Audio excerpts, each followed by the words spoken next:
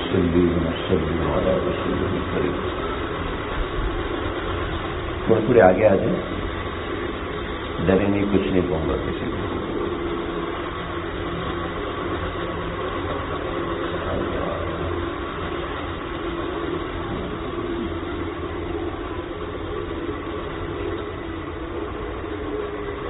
ختم قرآن کا موقع ہے، انشاءاللہ ہم دعا کریں گے. حافظ صاحب کون ہے؟ حافظ صاحب یہ ماشاء اللہ، اللہ تعالیٰ قبول فرمائے آپ لوگوں کا قرآن مجید، آپ کی محنت کو قبول فرمائے.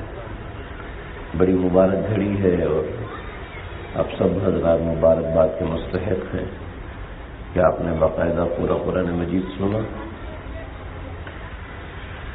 اس در و دیوار میں قرآن مجید پڑھا گیا، اس در و دیوار میں بھی قرآن مجید سنا، اور یہ بڑی سعادت مندی ہے اس امت کی کہ 1400 برس سے ایک ایسی سنت ایک بڑی ترتیب سے چلتی ہوئی آ رہی ہے. حضرت عمر بن خطاب رضی اللہ تعالیٰ عنہ نے تمام صحابہ کرام الگ الگ مل کے تراویح پڑھتے تھے. یہاں ایک جماعت ہو رہی تھی، یہاں دوسری جماعت، پھر وہاں تیسری، پھر چوتھی. کچھ صحابہ الگ پڑھ رہے تھے کیونکہ آپ علیہ السلام نے تو 3 دن جماعت کرائی، اس کے بعد جماعت تو پھر نہیں ہوئی. تو حضرت عمر نے سب کو ایک جگہ پر اکٹھا کر دیا حضرت کعب کی امامت کے اوپر. تو اس وقت سے یہ طریقہ حرمین شریفین اور پھر پوری دنیا کے اندر چلتا ہوا آ رہا ہے. اللہ تعالیٰ اس طریقے کو جاری اور ساری رکھے اور ایمان والوں کی فتنوں سے حفاظت فرمائے. آج کے زمانے میں اس کے اندر کچھ نئی چیزیں شروع ہو گئی ہیں، علماء کرام سے پوچھنا چاہیے، سمجھنا چاہیے. ایسے ہی اپنی مرضی سے شروع کر دیا اور ایسے ہی اپنی مرضی سے کرنا شروع کر دیا، پتہ ہی نہیں کہ احکامات کیا ہیں. ایک جگہ پر ایک صاحب نے کہا کہ جی ہم خواتین کو بھی تراویح میں شریک کرنا چاہتے ہیں. میں نے ان سے عرض کیا کہ بھئی خواتین کی تو فرض کی جماعت نہیں ہے، تو یہ تو سنت موقدہ ہے، اس کی جماعت کہاں سے آ گئی؟ وَيَكْرَهُ جماعت التراویح للنساء، فقہاء نے لکھا ہے کہ جماعت تراویح خواتین کے لیے مکروہ ہے. خواتین تو الگ نماز پڑھتی ہیں. 15ویں 16ویں روزے کو آیا، کہنے لگے جی ہمارے ہاں کیا کریں، خواتین نے مجبور کیا تو ہم نے ایک نظم تیار کیا. تو مسجد سے آگے خواتین کا حصہ اور پیچھے امام صاحب. یوں تو جماعت مسجد نبی میں بھی نہیں رکھی اور کسی مسلک میں بھی نہیں کہ خواتین آگے اور مرد پیچھے، امام صاحب پیچھے. امام کے محاذات میں کھڑا ہو کے جماعت نماز نہیں ہوتی، امام سے پیچھے کھڑا ہونا ہوتا ہے، ایک قدم پیچھے کھڑا ہونا ہوتا ہے. خواتین آگے ہیں، امام صاحب پیچھے، جماعت ہو رہی ہے. پتہ ہی نہیں کہ گناہ کر رہے ہیں، پتہ ہی نہیں کہ تراویح کی سنت سے محروم ہو رہے ہیں. بڑے خوش ہو رہے ہیں کہ جی ہم قرآن سن رہے ہیں. تو ایک شخص ہے عصر کی نماز کے بعد دروازہ بند کرتا ہے اور نفل پڑھنا شروع کر دیتا ہے، اور بڑے رو رو کے نفل پڑھتا ہے. ایک نفل کے اندر سورہ بقرہ کی تلاوت کرتا ہے. آپ بتائیں ہو جائے گا؟ ہے آپ بتائیے، نہیں ہوگا. ہمارے پاس شریعت ہے، ہم کوئی اپنی مرضی سے چلنے والے نہیں ہیں. جو اللہ نے ہمارے لیے پسند فرمایا ہے ہمیں اس کے مطابق چلنا پڑے گا. اپنی مرضی سے چلنے کا نام شریعت نہیں ہے. سمجھ رہے ہیں؟ قرآن مجید کے ہمارے اوپر کچھ حقوق ہیں، ان حقوق کو سمجھنا ضروری ہے. قرآن مجید کے حق ادا کرنا صرف یہ نہیں ہے کہ تراویح میں قرآن مجید سن لیا اور بس. دیکھیں مبارک وقت ہے، میں زیادہ وقت لوں گا نہیں، طبیعت بھی اچھی نہیں ہے میری، میں اس وقت زیادہ اچھے سے بول بھی نہیں پا رہا ہوں. بات یہ ہے کہ ہم لوگ جب قرآن سے دور ہو چکے ہیں تو ہم آہستہ آہستہ دین سے بھی دور ہوتے جا رہے ہیں. اور ایک اپنی مرضی کا دین سوشل میڈیا نے ہمیں سکھایا اور ہم اس کو فالو کرنا شروع ہوئے. ہمارا دین چل گیا پوسٹوں کے اوپر. ایک پوسٹ آئی، بس ہم نے اس کو فارورڈ کرنے کو دین سمجھ لیا، حالانکہ اس میں جو بات نقل ہے وہ حدیث نہیں ہے. اور نبی اکرم صلی اللہ علیہ وسلم نے بیان فرمایا کہ جو میری طرف ایسی بات کو منسوب کرے جو میں نے نہیں کی، من کذب علی متعمدا فلیتبوأ مقعدہ من النار، وہ آگ میں اپنا ٹھکانہ بنا لے. مسلم شریف صفحہ نمبر 7 پہ روایت ہے. بخاری شریف میں کئی جگہوں پر یہ روایت ہے، ترمذی میں کئی جگہوں پر، نسائی میں کئی جگہوں پر، ابو داؤد شریف، کنز العمال، مسند احمد، حدیث کی تمام کتابوں میں یہ روایت موجود ہے. لیکن ہمارا دین چل رہا ہے پوسٹوں کے اوپر. ہمارا دین چل رہا ہے اس جگہ سے پوسٹ کریں، اس کے بعد بیٹھ کے فلمیں دیکھ رہے ہیں. بچوں کے ہاتھ میں موبائل فون دے دیا، بچوں تم موبائل فون دیکھو، ہمیں اپنا کام کرنے دو. ہم کر رہے ہیں اپنے ذہن میں، اپنی سوچ کے مطابق ہم عبادت کر رہے ہیں، لیکن گھر کے اندر فلمیں چل رہی ہیں، گھر کے اندر کارٹون موویز چل رہی ہیں، گھر کے اندر گانے چل رہے ہیں.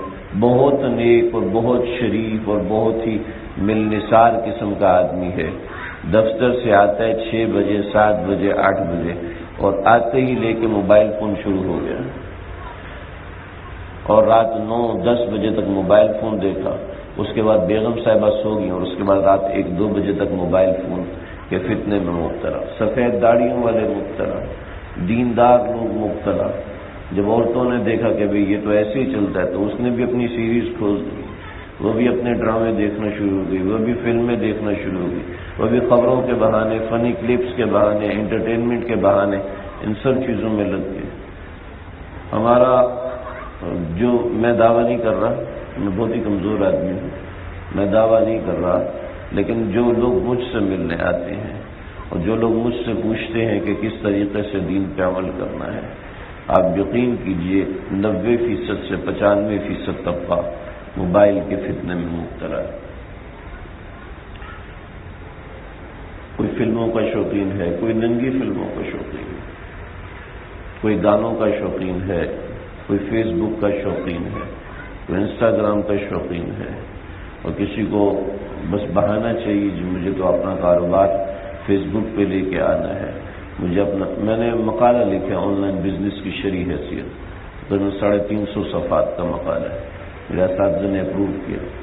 میں اس کے حوالے سے بے شمار لوگوں سے ملا ہوں کہ نسل تو مبتلا ہوتی جا رہی موبائل فون میں، چلو اسی کے ذریعے سے ان کو کمائی کرواؤ. اس میں شرعی حیثیت کا کوئی خیال نہیں رکھتا. ہمارا اکثر طبقہ کوئی شرعی حیثیت کا خیال نہیں رکھتا، بس کسی طریقے سے پیسے آنے چاہیے، اکاؤنٹ کے اندر پیسے میرے آنے چاہیے، مجھے بڑھ جائے. حرام مال صرف ایک لقمہ سیدنا ابوبکر صدیق نے کھایا تھا، تو 3 دن کے بھوکے تھے، وہ لقمہ اندر چلا گیا، نکل نہیں پا رہا، تو پانی منگوایا اور قے کی، زوردار قسم کی قے کی، اور قے کرنے کے بعد غلام عامر کہنے لگے کہ ابو بکر یہ آپ نے کیا کیا، اتنا اپنے ظلم کیا.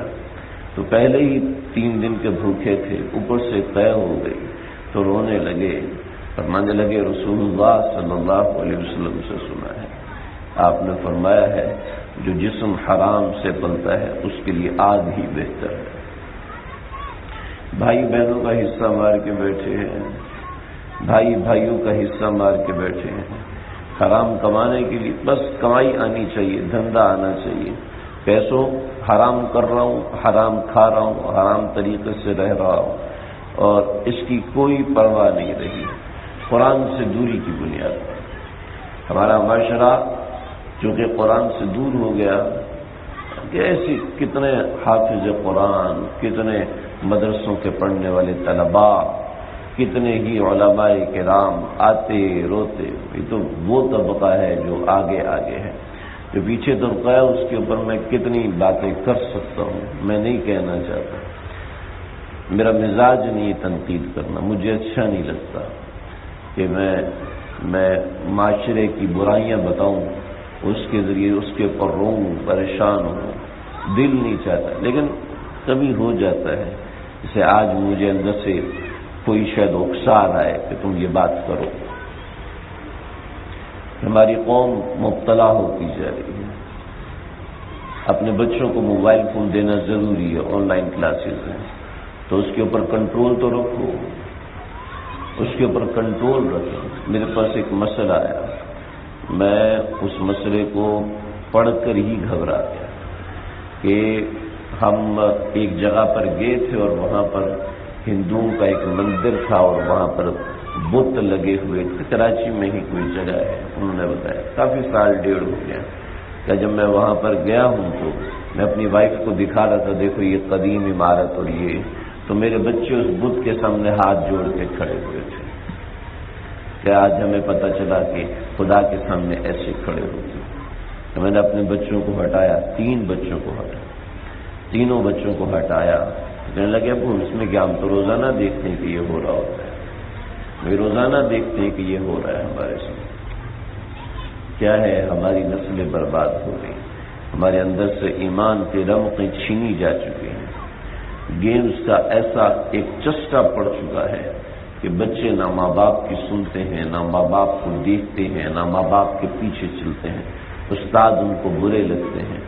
کئی اسکول کے اس اساتذہ کرام، کئی اسکول کے پروفیسر حضرات، ایک بڑا طبقہ ہے جو اس بات کی گواہی دیتا ہے کہ آج کل کے بچوں کے اندر وہ چیز رہی نہیں ہے کہ وہ چیزیں سمجھتے ہیں، چھپ کے ماں باپ کی ویڈیوز بنانے کی کوشش کرتے ہیں، اور اس نوعیت کی چیزیں ہم سمجھ رہے معصوم ہیں، لیکن آپ دیکھیں ہمارے معاشرے کے اندر کیا ہو رہا ہے۔ مجھے آپ کیا بتاؤں کہ مجھے کئی دن سے نیند نہیں آئی جب سے میں نے سنا کہ ایک بچی نے، آج کل جو کیس مشہور ہے، مجھے اتنا تفصیل کہ صحیح ہے غلط ہے، باپ نے غلط کیا، بیٹی نے غلط کیا، لیکن کاش یہ ہمارے کان نہ سنتے کہ ایک بیٹی نے اپنے باپ کے اوپر کیس کر دیا، 14 سال کی بیٹی نے اپنے باپ کے اوپر کیس کر دیا۔ یہ چیز ایگزسٹ کر رہی ہے کہ نہیں کر رہی؟ یہ کیا ہے؟ ہمارے قانون نے یہ بات کیسے ہضم کر رہی؟ ہم کیسے یہ باتیں سن کے اس معاشرے کے اندر جی رہے ہیں؟ اس بچی کو نہیں پتا کہ شوہر بعد میں کیا سلوک کرتے ہیں، مرد بعد میں کیسا سلوک کرتے ہیں۔ جب کبھی دل دکھے گا تو باپ کی یاد نہیں آئے گی۔ اسی باپ کے اوپر کیس کیا جس باپ نے چھوٹے ہوتے گھمایا پھرایا، اپنے کندھے پہ گھمایا اور اپنے بچوں کو سایہ لگنے نہیں دیتا۔ ہاں، کئی آپ حضرات میں ایسے لوگ بیٹھے جن کے بچے ہوں گے، وہ خود اپنی چیزیں کھانا بھول جاتے ہیں اور اپنے بچوں کو کھلاتے ہیں۔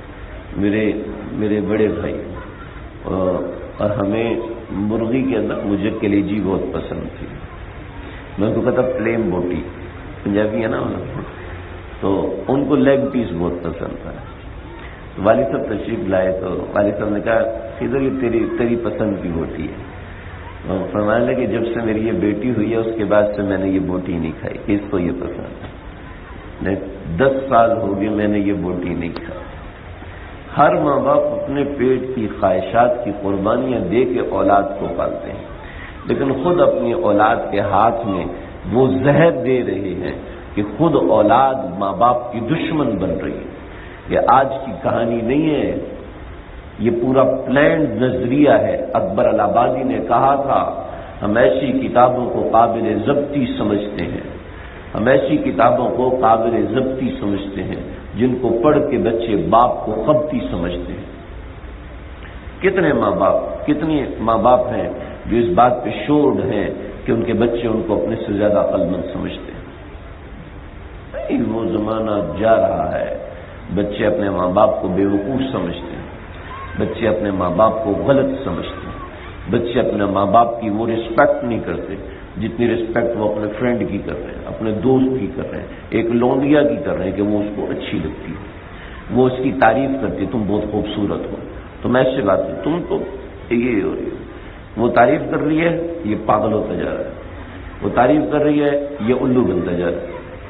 اس کو پتہ نہیں ہے کہ اس کے پیچھے رونے والی اس کی ماں بھی ہے، اس کو پتہ نہیں ہے، اور ماں باپ نے خود اس کے ہاتھ میں وہ زہر دیا، ماں باپ نے خود اس کے ہاتھ میں وہ خنجر دیا کہ کاٹ اپنا پیٹ، اس کے ہاتھ میں زہر دیا کہ لگا اپنے جسم پر تڑپ تڑپ کے مر۔ ہماری نسل ایمان سے دور ہوتی جائے، ہماری نسلوں کو نیک لوگوں سے نفرت ہوتی جائے، وہ مسجد میں آنا اچھا نہیں لگتا، وہ مسجد میں بیٹھنا برا لگتا ہے، وہ مسجد میں آ کے بور ہو جاتے ہیں، وہ دین کی باتیں سننے سے بور ہو جاتے ہیں، ان کو دین کی باتیں سننا اچھا نہیں لگتا، ان کے لیے جو بھی کر لو وہ دین کے قریب نہیں آتے۔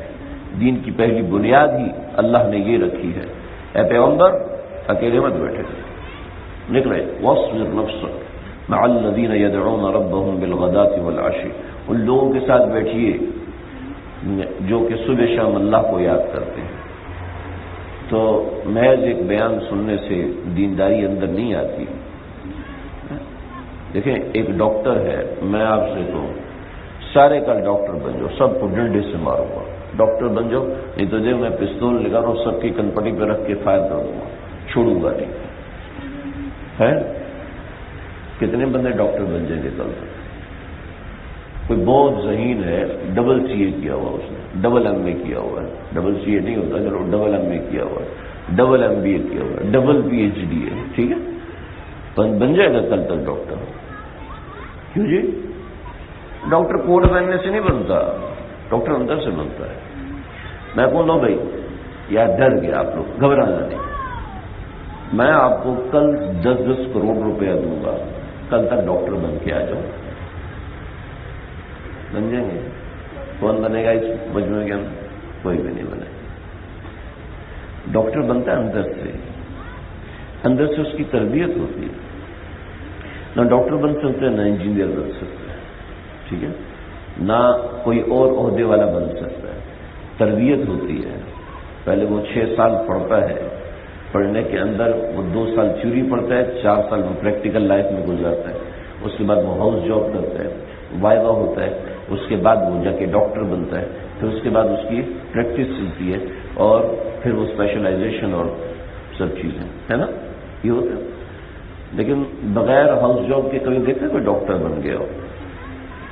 بغیر انٹرنشپ کے کوئی دیکھا ہے کوئی انجینئر بن گیا ہو، یا کوئی مینیجر، یا اس کو ڈگری دے دی ہو کسی اچھی یونیورسٹی نے؟ بغیر انٹرنشپ کی کیوں نہیں دیتے بھائی؟ یہ میں نے مولوی صاحب نے تو نہیں بنایا، یہ علماء کرام نے تو قانون نہیں بنایا کہ ہاؤس جاب آج سے بند، اس کے بغیر ڈاکٹر بنو۔ دنیا کا قانون ہے بھائی، ہمارا قانون نہیں ہے، تو یہ قانون تو اللہ کہہ رہے ہیں وَاصْبِرْ نَفْسَكَ مَعَ الَّذِينَ يَدْعُونَ، کچھ دن ایسے لوگوں کے ساتھ رہنا ضروری ہے، تب دینداری ملے گی۔ میڈیا پہ بیٹھ کے تقریریں سننے سے دینداری اندر نہیں آتی، سمجھ رہے ہیں میری بات؟ میں کسی مولوی صاحب کی تقریر سن لینے سے جمعے کے دن دینداری اندر نہیں آتی۔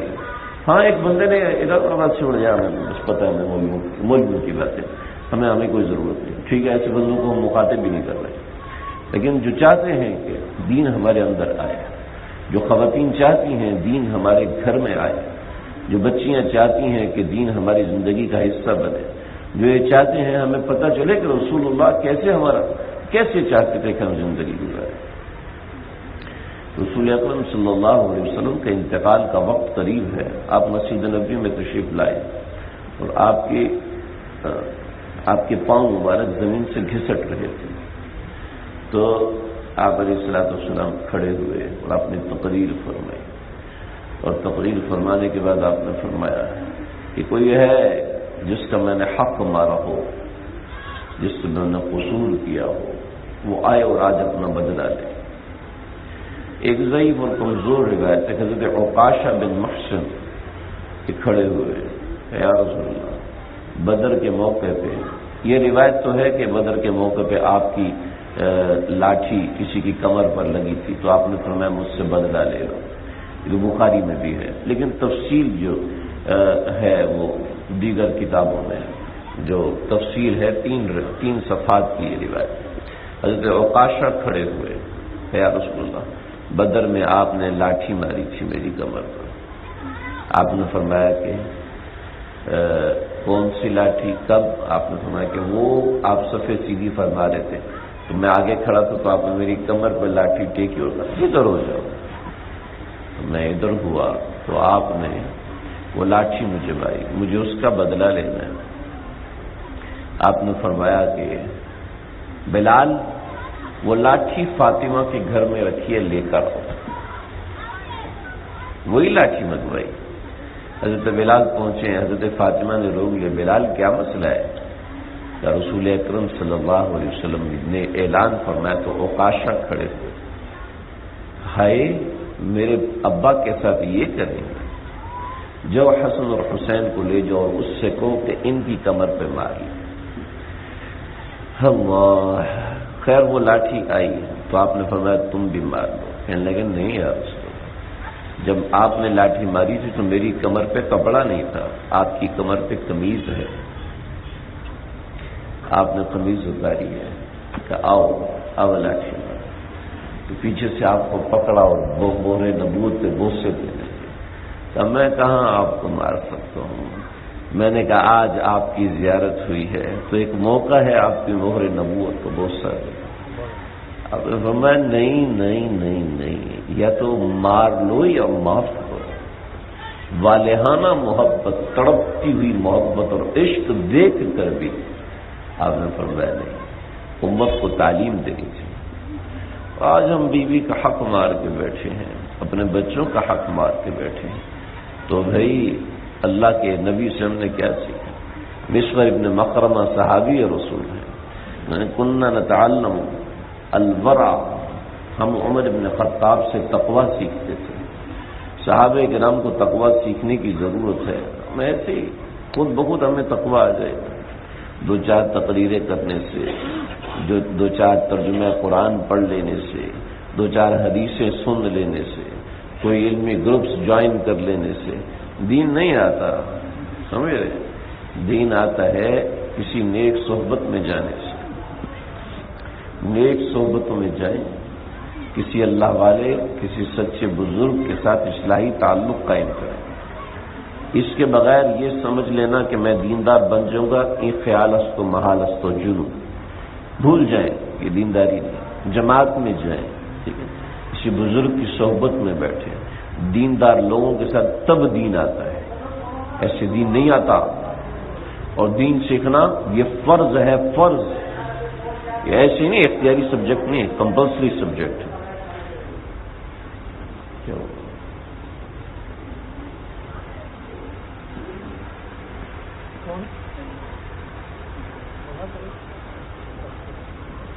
تو یہ کمپلسری سبجیکٹ ہے, اختیاری نہیں ہے. تو بھی آج سے اس وقت سے مبارک رات ہے, اپنے اندر بدلاؤ لانے کی فکر کریں. سب کو سیاسی بدلاؤ کی فکر ہوتی ہے, سب کو پیسوں میں, تنخواہ میں بڑھوتری اور ان سب چیزوں کی فکر ہوتی ہے. دین کی فکر کیوں نہیں ہے بھائی؟ دین کی فکر جگانا, دین کی فکر پیدا کرنا یہ ضروری ہے. اس میں بات ختم کر رہا ہوں, آپ حضرات توجہ سے سنیں. قرآن کا ہمارے اوپر حق ہے. جو آپ حضرات نے قرآن مجید سنا, اللہ تعالیٰ بار بار سننے کی توفیق عطا فرمائے.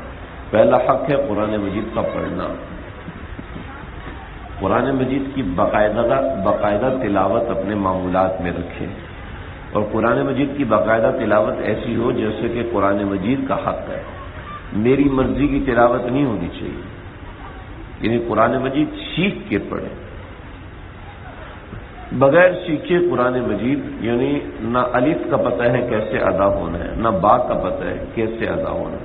دیکھیں ہمارے بچے اسکول میں جاتے ہیں نا, ان کو پورا ایک پیج ہوتا ہے, اس کے اوپر اے لکھا ہوتا ہے, اس کا پروننسیشن کر کے دکھایا جاتا ہے. پھر اے سے ایپل ہوتا ہے, اس کا پروننسیشن کر کے دکھایا جاتا ہے. پھر اس کو ایکسنٹ سکھائے جاتے ہیں. اتنی محنت کی جاتی ہے انگریزی کے اوپر, اتنی محنت کی جاتی ہے اردو کے اوپر. اس کی آدھی محنت بھی ہم قرآن کے لیے کرتے ہیں. قرآن سیکھنا تو فرض ہے, اور اس فرض کا ہی پتہ نہیں ہے. اس فرض سے اگر ہم دور ہیں تو ہم کہے کہ مسلمان. نہ موسیٰ خان عیسیٰ خان رکھ لینے سے کوئی مسلمان ہو جاتا ہے, کوٹ پہننے سے کوئی مسلمان ہو جاتا ہے, کوٹ پہننے سے کوئی ڈاکٹر بن جاتا ہے. میں شکل مسلمانوں کی, میں سر پہ ٹوپی, سر منڈانے کو قلندری نہیں کہتے. اگر قرآن سے تعلق ہی نہیں, میرے پاس 2 نوجوان آئے، ایک ایم فل تھے اور دوسرے ماسٹرز، آگے پی ایچ ڈی کر رہے تھے، اور انہوں نے کہا جی ہمیں آپ سے ایک مسئلے میں اختلاف ہے. یہ سوشل میڈیا سے چیزیں سن کے جو ہو جاتے ہیں، ان کا دماغ خراب ہو جاتا ہے. میں اس مسئلے میں آپ سے اختلاف. میں نے کہا جی آئیے، آپ تشریف لائیے. میری مسجد میں آئے، مجھ سے ملے، بیٹھے. یہ بخاری شریف میں یہ لکھا، آپ لوگ ایسے کہتے ہیں. ایسے کیسے کہہ سکتے ہیں آپ تو بخاری کا غلط ترجمہ کرتے ہیں، آپ جھوٹ بولتے ہیں اپنے ممبروں کے وغیرہ. ایگریشن ہے، نکلنے دیں. جب ایگریشن نکل چکا کافی سارا، میں نے کہا یہ میرے پاس بخاری شریف رکھی ہے جو اوریجنل بخاری ہے، اس میں آپ یہ مسئلہ نکال کے دیں. اچھا وہ بخاری تو ہماری موبائل میں ہے. میں نے کہا موبائل کی پتہ نہیں، ہو سکتا ہے گلاسکو یونیورسٹی کی یہودیوں نے ترجمہ کیا ہو، مجھے کیا پتا. جو ترجمہ آپ پڑھ رہے ہیں، جو ترجمہ آپ نے کیا ہے، یہ کس نے ترجمہ کیا؟ میں نے کہا کہنے لگے یہ ترجمہ. میں نے کہا ترجمہ کیا کس نے؟ گوگل نے ترجمہ کیا. اور گوگل تو مسلمانوں کا نا. یہ کس نے ترجمہ کیا؟ مترجم کون ہے؟ کہتا ہمیں تو یہ پتا. میں نے کہا اللہ کے نبی کی بات کا آپ ترجمہ پڑھ رہے ہو، ترجمے کرنے والے کا بھی نہیں پتا کس نے کیا، اور دوسری طرف سارے مولوی جھوٹے ہو گئے. واہ. یعنی جس بندے کی بات کی بیس کے اوپر آپ بیٹھے ہوئے ہیں، اس بندے کا ہی نہیں پتا آپ کو. میں نے کہا یہ آپ کا دین ہے. خیر کوئی بات نہیں، ہو سکتا ہے ترجمہ صحیح ہو. میں نے جب اصلی بخاری شریف دکھائی نا، کہتے ہیں یہ کون سی بخاری ہے؟ میں نے کہا وہ بخاری جو امام بخاری نے لکھی تھی. میں نے کہا معافی کے ساتھ آپ کو امام بخاری کا نام آتا ہے؟ ٹھیک ہو. میں کہا امام بخاری پیدا کب ہوئے تھے پتا ہے آپ کو؟ کہ بہت پہلے پیدا ہوئے. میں نے کہا بہت پہلے کا مطلب کیا ہے؟ 50 سال پہلے پیدا ہوئے تھے، 100 سال پہلے. امام بخاری کا پتہ نہیں، اس کی کتاب سے آپ استدلال کریں، مسئلے نکالتے ہیں. امام بخاری نے یہ حدیث لکھی. میں نے کہا اس کتاب میں مجھے یہ بخاری، امام بخاری کی لکھی ہوئی کتاب ہے، اس میں سے آپ مجھے اپنا مسئلہ نکال کے دکھائیں. ٹھیک ہے. جب انہوں نے کتاب پکڑی تو میں سیدھی کر کے دی کہ کتاب سیدھی اس طریقے سے.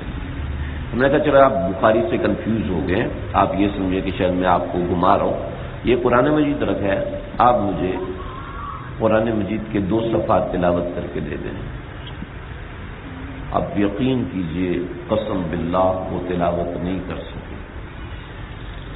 پی ایچ ڈی اور ماسٹرز، ایم فل کر چکا ہے، پی ایچ ڈی کر رہا ہے، اور ایک ماسٹرز پڑھا ہوا ہے، قرآن مجید کی تلاوت نہیں کر سکے.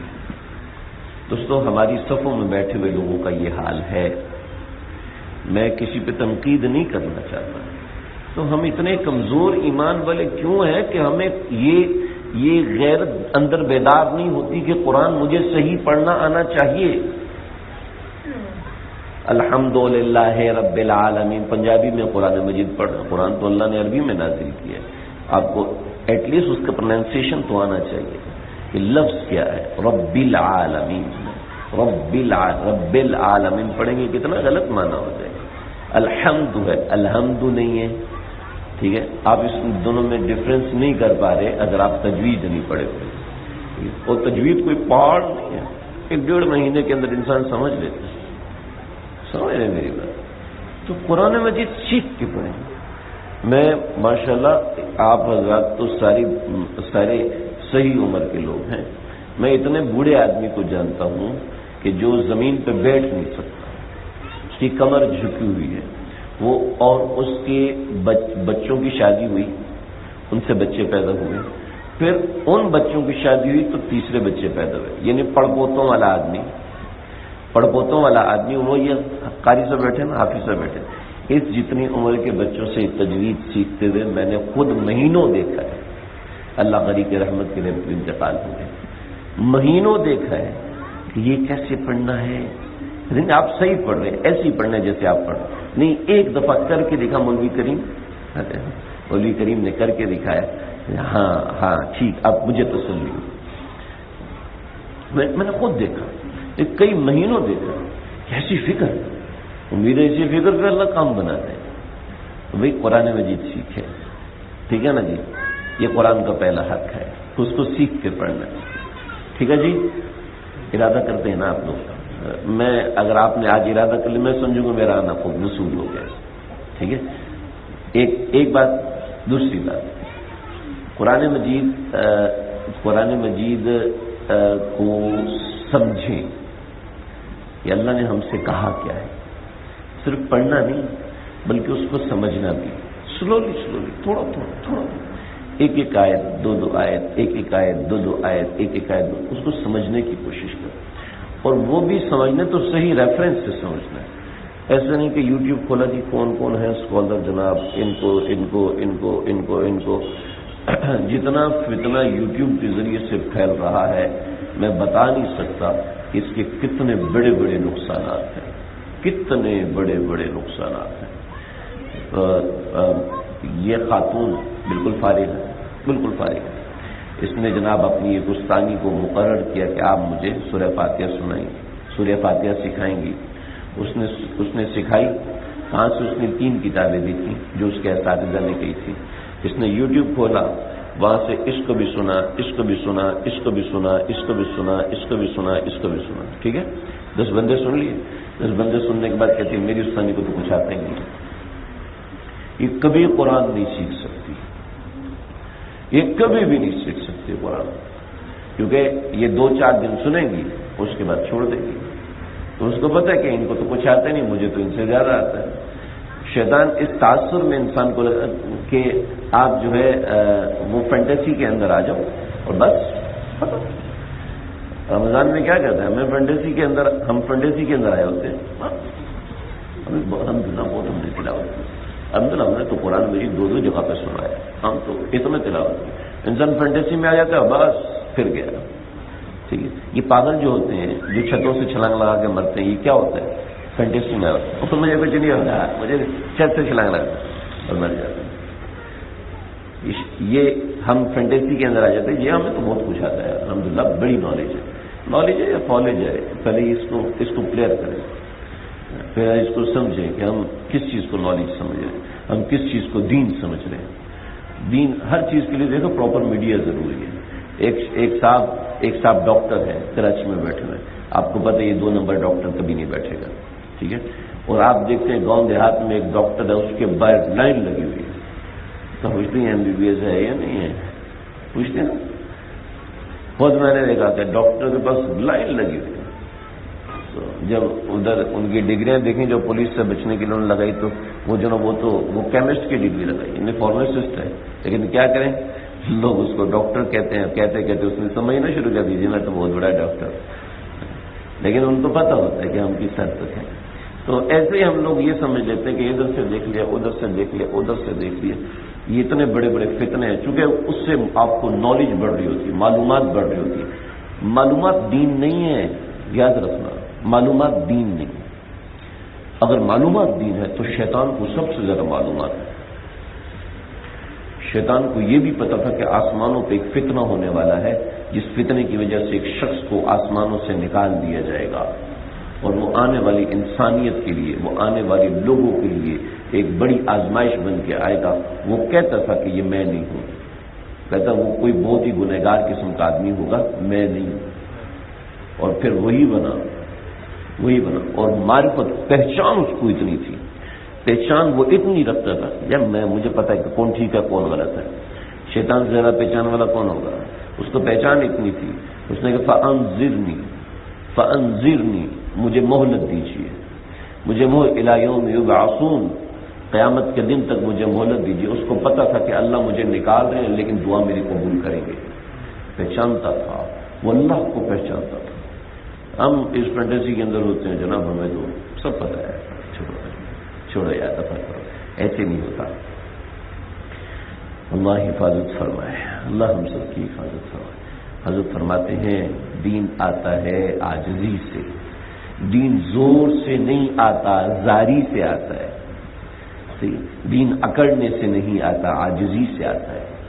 جس نے سمجھ لیا مجھے تو بہت کچھ آتا ہے, وہ صفر ہو گیا, صفر ہو گیا.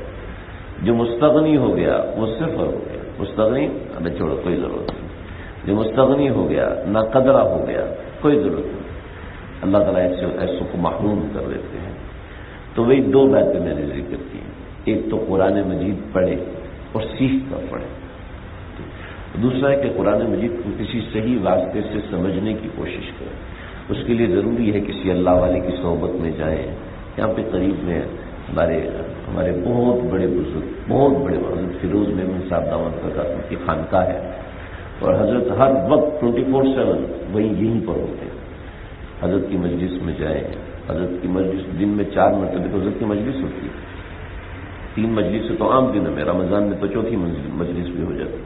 ہر وقت کی تعلیم ہے، کوئی ڈاکٹر، انجینئر، علماء کرام، مفتیان کرام، بڑے بڑے لوگ، بڑے بڑے مشائخ حضرت کی صحبت میں آتے ہیں۔ تو یہاں بالکل آپ کے قریب ہے، گلستان جوہر نمبر 12 میں، یہ 7 نمبر ہے، وہ 12 نمبر، اتنا قریب ہے، یہاں سے 10 منٹ کی ڈرائیو۔ تو بھائی یہ مشائخ اور بھی مشائخ ہیں، میں یہ قریب ہے اس لیے بتاؤں، اور بھی بہت سے مشائخ جو سچے مشائخ، جو اس وقت دنیا کے اندر انمول لوگ ہیں، یعنی فرد فرید ہیں، یعنی دنیا کے اندر وہ ہستیاں ہیں جو میں سمجھتا ہوں کہ اللہ کی امانت ہے۔ تو فائدہ اٹھائیں، کچھ اپنا وقت نکالیں، ہفتے میں ایک بار چلے جائیں، ہفتے میں 1-2 گھنٹے رکھیں کہ ہم نے اس دن اپنے سب بچوں کو لے کے مجلس میں جانا ہے، حضرت والا کی مجلس میں، نیک لوگوں کی مجلس میں جانا ہے، جماعت میں چلے جائیں، شب جمعہ میں جانا ہے، وہاں بیان سن کے بچوں جی ادھر رش بڑا ہوتا ہے، جی ادھر یہ ہوتا ہے، تو ایسا نہیں ہے، اپنے دین کے لیے کچھ وقت نکالیے، سمجھ لیں، اس سے دین اپلائی ہوتا ہے۔ یہ تو میں نے آپ کو پڑھنے کی چیزیں بتا دی، اپلائی کرنے کی چیزیں یہ ہیں، یہ کریں، پھر آپ کو پتہ چلے گا اچھا روزوں میں اللہ مجھے یہ دینا چاہتے تھے، اچھا نماز میں اللہ مجھے یہ دینا چاہتے تھے، میں تو سمجھتا تھا اس کو نماز کہتے ہیں، اس کو نماز نہیں کہتے، اس کو تو کھڑا ہونا قیام کہتے ہیں، اس کو جھکنا رکوع کہتے ہیں، اس کو سر رکھنا سجدہ کہتے ہیں، اس کو بیٹھنا تشہد کہتے ہیں، اس پوری کیفیت کے حاصل کا نام نماز و صلاح ہے۔ لیکن نماز اصل کیا ہے؟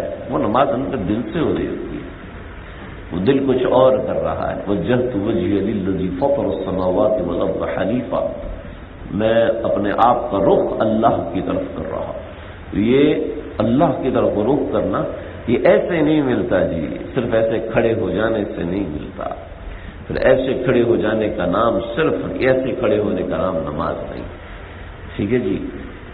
آپ نے یہ طویل ہوگی، اللہ تعالیٰ مجھے آپ کو، اللہ ہم سب کو سمجھنے کی، دین کی سچی سمجھ اور تڑپ عطا فرمائے۔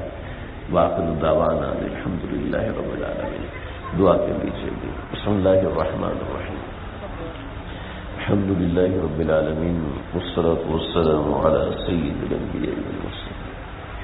ربنا تقبل منا انك انت السميع العليم وتب علينا انك انت التواب الرحيم افرغ علينا صبرا وثبت اقدامنا وانصرني وانصرنا على القوم الكافرين۔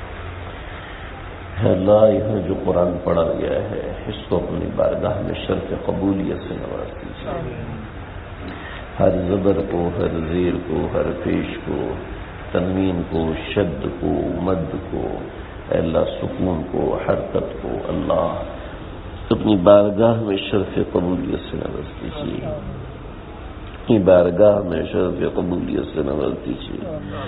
اے اللہ اس میں جو غلطیاں ہوئی ہیں، کمیاں ہوئی ہیں، کوتاہیاں ہوئی ہیں، اللہ اس کو اپنے فضل سے معاف فرما دیجیے۔ اے اللہ اس کو ہمارے قرآن کے کاملیت کے اندر رکاوٹ مت بننے دیجیے، اے اللہ اس کو اپنے فضل سے قبول فرما دیجیے۔ اللہ جتنے لوگوں نے یہاں قرآن مجید سنا ہے ان کے سننے کو قبول فرما لیجیے۔ اے اللہ سننے میں جو غفلتیں ہوئیں، کمیاں ہوئیں، کوتاہیاں ہوئیں، اے اللہ سستی ہو گئی، اے اللہ اس کو اپنے فضل سے معاف فرما دیجیے۔ قرآن کی ہم سے قدردانی نہیں ہو سکی، ہمیں معاف فرمائیے۔ رمضان کے مہینے میں ہم نے اوقات کو ضائع کیا، اس کو معاف فرما دیجیے۔ جو کمیاں ہوئیں، جو گناہ سرزد ہوئے، جو جان بوجھ کے ہوئے سرزد، جو انجانے میں ہوئے سرزد، اے اللہ ان سب کو معاف فرما دیجیے، اپنے فضل سے، اپنے کرم سے معاف فرمائیے۔ جن گھڑیوں کو ہم نے برباد کر دیا، ضائع کر دیا، اللہ پورا رمضان ہی ہم نے برباد کر دیا، اللہ ہمیں معاف فرما دیجیے، اللہ ہمیں معاف فرما دیجیے۔ اے اللہ ہماری جو بھی دلوں کی جائز حاجات ہیں وہ اپنے فضل سے، اپنے کرم سے پوری فرما دیجیے۔ اے اللہ جو بیمار ہیں ان کو گھروں میں، ہسپتالوں میں یا جہاں کہیں بیمار ہیں ان سب کو صحت کلی سے نوازیے۔ جو دل کے مریض ہیں، گردوں کے مریض ہیں، کینسر کے مریض ہیں، ہڈیوں کے مریض ہیں، لا علاج امراض میں مبتلا ہیں، اے اللہ ان سب کو شفاء کلی عطا فرمائیے۔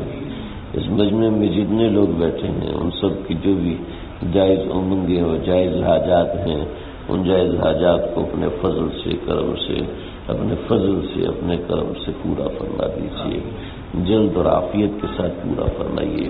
جو روزگار نہ ملنے کی وجہ سے پریشان ہیں، اے اللہ ان کو حلال و طیب اور رزق حلال عطا فرمائیے۔ جن کو رزق حلال دیا ہے اس میں ان کو برکت عطا فرمائیے، اس میں ان کو رحمت عطا فرمائیے۔ اے اللہ قلیل ہو تو وہ کثیر النفع ہو جائے، کثیر ہو تو مزید کثیر النفع بنا دیجیے۔ اے اللہ جو لوگ گھر کے حوالے سے، گھریلو حوالے سے، جھگڑوں کے حوالے سے، اولاد کے حوالے سے یا اپنے شریک حیات کے کسی غلط عادت کے حوالے سے پریشان ہیں، اے اللہ ان سب کی پریشانیاں دور فرمائیے۔ جو معیشت کی وجہ سے، تعلیم کی وجہ سے، معاملات کی وجہ سے، سیکیورٹی کی وجہ سے یا کسی بھی وجہ سے پریشان ہیں، ان سب کی پریشانیوں کو دور فرما دیجیے، ان سب کی مشکلات کو حل فرما دیجیے۔ اے اللہ اس قرآن کی برکت سے، اے اللہ اس پورے علاقے کی، پورے خطے کی، پورے علاقے کی، ہر انسان کی، ہر فرد کی اس قرآن کی برکت سے حفاظت فرمائیے۔ اے اللہ جو بدامنی کا راج آیا ہوا ہے، اے اللہ اس کو اپنے فضل سے ختم فرمائیے، اس ملک کی حفاظت فرمائیے۔ اے اللہ اس ملک میں بسنے والوں کی حفاظت فرمائیے، جو اس ملک کی حفاظت پر مامور ہیں ان سب کی حفاظت فرمائیے۔ ہماری ملک پاکستان کی افواج کی حفاظت فرمائیے، سرکاری اداروں کی حفاظت فرمائیے، پرائیویٹ سیکٹر کی حفاظت فرمائیے۔ جو لوگ جہاں کہیں بھی کسی تجارت میں، کام میں، پڑھانے میں، لوگوں کے علاج معالجے میں، کنسٹرکشن کے اندر، اے اللہ ان سب کی حفاظت فرمائیے، اے اللہ ان سب کی حفاظت فرمائیے۔ جو ظاہری طور پر یا خفیہ طور پر اس ملک کی حفاظت میں مامور ہیں، اے اللہ ان سب کی حفاظت فرمائیے۔ جو اس ملک کو میلی آنکھ سے دیکھ رہے ہیں یا کسی بھی طریقے سے نقصان پہنچانا چاہتے ہیں، اے اللہ ان کا شر انہی کی طرف لوٹا دیجیے، ان کا شر انہی کی طرف سے لوٹا دیجیے۔ یا خودکش بمبار ہوں، یا چور ہوں، لٹیرے ہوں، یا ڈاکو ہوں، یا ملک کو کسی بھی طریقے سے لوٹنے والے ہوں، یا کسی مسلمان کو ایک ڈھیلے کے برابر بھی نقصان پہنچانے والے ہوں، اے اللہ ان کو ہدایت دیجیے، ہدایت مقدر میں نہ ہو تو نصف نابود فرما دیجیے۔ اے اللہ تمام مسلمانوں کی ہر فتنے سے، ہر آزمائش سے حفاظت فرمائیے۔ ہم سب کے دلوں میں جو جائز حاجات ہیں ہم بول نہیں سکتے، ہمارے زبان اس کو کبھی ادا نہیں کر پاتی، لیکن اللہ آپ تو قلب کی ان حاجات کو جانتے ہیں۔ اس مجمع میں بچے بھی ہیں اور سفید بالوں والے کمزوری سے عاجز ہوئے پڑے اور بیماری سے کھائے ہوئے بوڑھے بھی ہیں، خواتین بھی ہیں، اے اللہ ان کی دعاؤں کے توفیق، ان کی دعاؤں کے صدقے ہماری دعاؤں کو قبول فرما دیجیے۔ اے اللہ جتنی دعائیں رسول اکرم صلی اللہ علیہ وسلم نے مانگی ہیں ان سب دعاؤں میں ہمارا حصہ عطا فرمائیے۔ جن جن چیزوں سے پناہ مانگی ہے ان سب چیزوں سے ہمیں پناہ عطا فرمائیے۔ ربنا تقبل منا انك انت السميع العليم وتب علينا انك انت التواب الرحيم وصلى الله تعالى على خير خلقه محمد وآله وصحبه اجمعين۔